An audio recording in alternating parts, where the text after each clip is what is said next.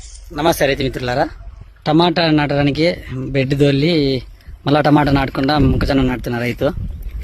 ఆ రైతు ఎవరో కాదు, నేనే. అది ఎందుకనేసి కూడా ఇప్పుడు డీటెయిల్గా చెప్తాను.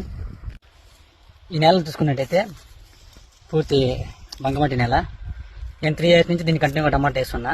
చెట్టు బాగా పెరుగుతుంది, మనకు ఈల్డింగ్ బాగా వస్తుంది. కాకపోతే టెంపరేచర్ ఎక్కువ అయితే కాయలు సైజు రావు. గోళీలు పొడిగాయలు అంటాం కదా, అవి ఎక్కువ పడతాయి ఈ నెలలో. ఇది వచ్చేసి ఒక 2 acres ఉంటుంది ఎడమంది.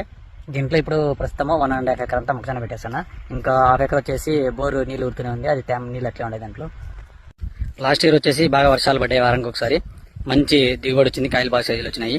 కాకపోతే పెట్టుబడి కాకుండా కాయలు కటింగ్ స్టెమ్లో మాత్రమే నేను కటింగ్ చేసిన లేబర్స్కి చేతి నుంచి 15,000 నుంచి 20,000 వరకు ఇచ్చాను. ఆ రేట్లు అలా ఉన్నాయి కాబట్టి అప్పుడు 50-70 అలా పోయాయి అంతే. ఒకవేళ వర్షం పడితే కాయలు మంచి సైజులో వస్తాయి, మంచి దిగుబడి వస్తుంది మనకి. అయినా కూడా రేట్లు అయితే ఖచ్చితంగా ఉండవు వర్షం పడితే. తెలిసి ఊరికే డబ్బులు ఎందుకు వృధా చేసుకోవడం అనేసి నేను ఇది పెట్టకుండా ఉంటున్నా. ఇంకా ఇంటి దగ్గర చేను కట్టు ఒక 2 acres దాకా ఉంటుంది, అది పెడదాము నెక్స్ట్ మంత్ అనేసి ఉద్దేశంతో ఇది పెట్టట్లేదు. అన్ని బంక మడికెట్లు ఇలా ఉంటాయని కాదు, మాది ఇలా ఉంది. నేను నెక్స్ట్ ఇయర్ వచ్చేసి దీంట్లో మట్టి చేంజ్ చేసి ఎర్రమట్టి తోలి అప్పుడు ప్లాన్ చేస్తాను. ఇప్పుడు మనకు దీంట్లో టెంపరేచర్ ఎక్కువ అయ్యి రేట్స్ ఉన్నా కూడా ఏం ప్రాఫిట్స్ రావు దీంట్లో. వర్షం పడితే దిగుబడులు ఎక్కువైపోయి రేట్స్ ఎలాగో రావు, అందుకనేసి పెట్టట్లేదు ఇప్పుడు.